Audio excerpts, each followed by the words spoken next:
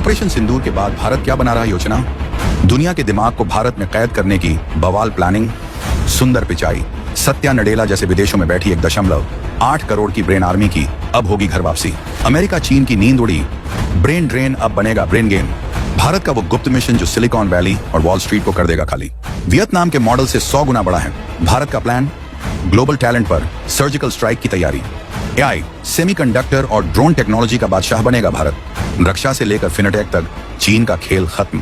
दिल्ली के नीति निर्माण गलियारों में और दुनिया भर में फैले भारतीय दूतावासों में एक ऐसी खामोश क्रांति की स्क्रिप्ट लिखी जा रही है जो न मिसाइलों से लड़ी जाएगी न टैंकों से।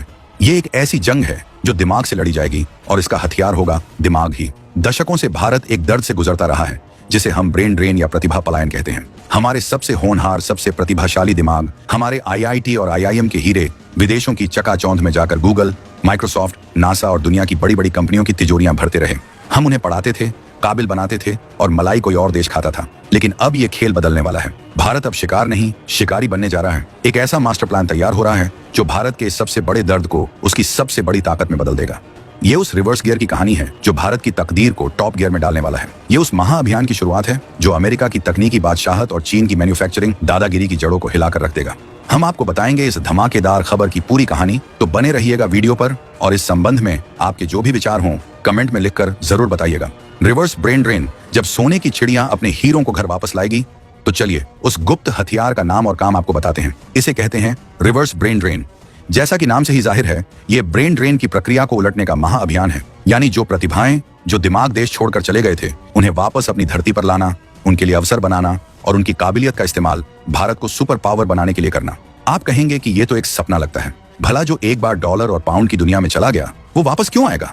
इसी सवाल का जवाब हमें एक छोटे से देश वियतनाम से मिला है। वियतनाम ने हाल ही में अपनी अर्थव्यवस्था को मजबूत करने के लिए एक रिवर्स ब्रेन ड्रेन नीति अपनाई। उन्होंने विदेशों में बसे अपने कुशल पेशेवरों के लिए इमिग्रेशन नियम आसान कर दिए, उन्हें दोहरी नागरिकता का ऑफर दिया, रिसर्च के लिए फंड दिया और नतीजा, मिन होआंग जैसे सैकड़ों एक्सपर्ट्स अमेरिका की शानदार जिंदगी छोड़कर वापस हनोई लौट आए और आज वियतनाम के सेमीकंडक्टर, एआई और फाइनेंस सेक्टर को अपने कंधों पर उठाकर दौड़ा रहे हैं। अब सोचिए, अगर वियतनाम जैसा छोटा सा देश ये कर सकता है तो भारत जब इस खेल में उतरेगा तो क्या होगा? भारत का प्लान वियतनाम से 100 गुना ज्यादा बड़ा और 1000 गुना ज्यादा असरदार होने वाला है। भारत सरकार ने इस दिशा में चुपचाप काम करना शुरू कर दिया है। ये सिर्फ एक नीति नहीं, ये एक राष्ट्रीय आंदोलन बनने जा रहा है। ये उस खोए हुए स्वाभिमान को वापस पाने की जिद है जो हर भारतीय महसूस करता है जब वो सुनता है कि दुनिया की सबसे बड़ी कंपनी का सीईओ तो भारतीय है, लेकिन वो कंपनी भारतीय नहीं है। रिवर्स ब्रेन ड्रेन का मतलब सिर्फ लोगों की घर वापसी नहीं है। मतलब है अपने साथ वैश्विक अनुभव, अरबों डॉलर का निवेश, अत्याधुनिक टेक्नोलॉजी, एक नया वर्किंग कल्चर और हजारों नए स्टार्टअप्स का भारत की धरती पर आगमन। ये वो सुनामी है जो भारत के स्टार्टअप इकोसिस्टम से लेकर शेयर बाजार तक हर चीज को एक नई ऊंचाई पर ले जाएगी। ये सिर्फ एक आर्थिक क्रांति नहीं बल्कि एक मनोवैज्ञानिक जीत होगी जो हर भारतीय को यह विश्वास दिलाएगी कि दुनिया में सबसे बेहतरीन अवसर अब दिल्ली, मुंबई, बेंगलुरु और हैदराबाद में है, न्यूयॉर्क या लंदन में नहीं। 1.8 करोड़ की ब्रेन आर्मी, भारत का वो खजाना जो दुनिया से वापस आएगा। अब बात करते हैं उस पैमाने की, उस विशालता की जो इस मिशन को दुनिया का सबसे बड़ा टैलेंट ऑपरेशन बनाती है। आपको जानकर हैरानी होगी कि दुनिया भर में भारतीय मूल के लोगों की संख्या 1.8 करोड़ से ज्यादा है। ये सिर्फ कोई आंकड़ा नहीं है, ये विदेशों में बसी भारत की एक पूरी ब्रेन आर्मी है। इसमें लाखों कुशल इंजीनियर, टेक एक्सपर्ट्स, डॉक्टर, वैज्ञानिक और फाइनेंशियल जादूगर शामिल हैं। गूगल के सुंदर पिचाई, माइक्रोसॉफ्ट के सत्या नडेला, एडोबी के शांतनु नारायण, आईबीएम के अरविंद कृष्णा, ये तो बस कुछ चेहरे हैं जिन्हें हम जानते हैं। ये तो उस विशाल बर्फीले पहाड़ की चोटी की तरह है जिसका 99% हिस्सा पानी के नीचे छिपा है।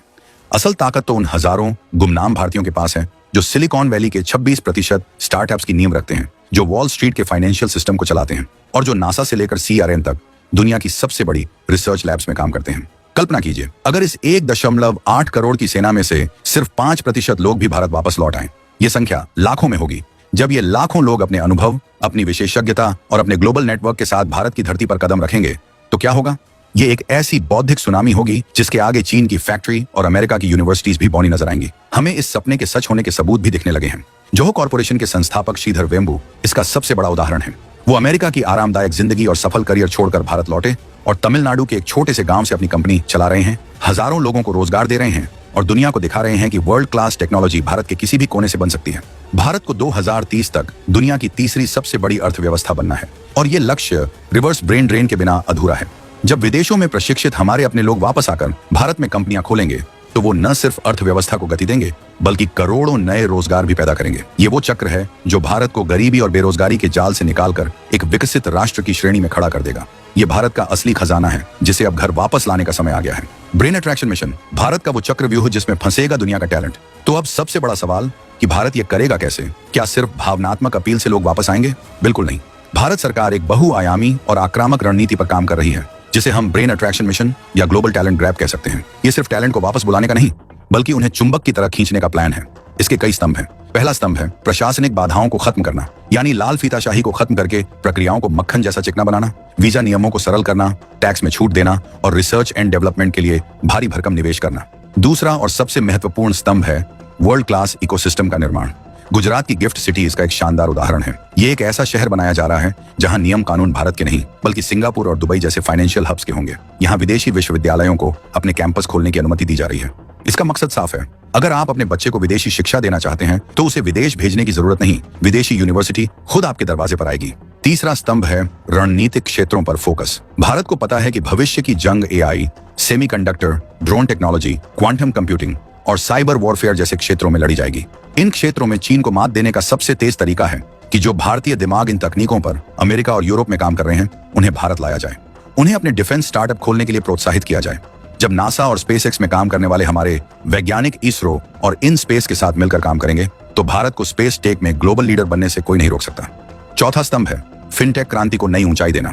जो भारतीय प्रवासी अमेरिका और सिंगापुर में बैठकर फिनटेक की दुनिया पर राज कर रहे हैं, अगर वो भारत के डिजिटल इकोनॉमी यानी यूपीआई और ओएनडीसी जैसे प्लेटफॉर्म से जुड़ जाएं, तो चीन का अलीबाबा और टेंसेंट मॉडल बहुत पीछे छूट जाएगा। लेकिन भारत इस बात के लिए भी तैयार है कि जैसे ही ये रिवर्स ब्रेन ड्रेन रफ्तार पकड़ेगा, विदेशी कंपनियां और सरकारें अपने टैलेंट को रोकने के लिए नियम खड़े करेंगी। लेकिन भारत का प्लान उन्हें रोकने का नहीं बल्कि अपने लोगों को बेहतर अवसर देकर अपनी ओर खींचने का है। ये टैलेंट को कैद करने की चीनी रणनीति नहीं बल्कि प्रतिभा को आकर्षित करने की भारतीय रणनीति है और यही भारत की असली ताकत है। अब इनोवेशन के हब सिलिकॉन वैली या शेंजन में नहीं बल्कि दिल्ली, बेंगलुरु, पुणे और हैदराबाद में बनेंगे। आपको भारत के इस रिवर्स ब्रेन ड्रेन मिशन के बारे में सुनकर कैसा लगा? आपको क्या लगता है कौन सा सेक्टर इस क्रांति से सबसे ज्यादा बदलेगा?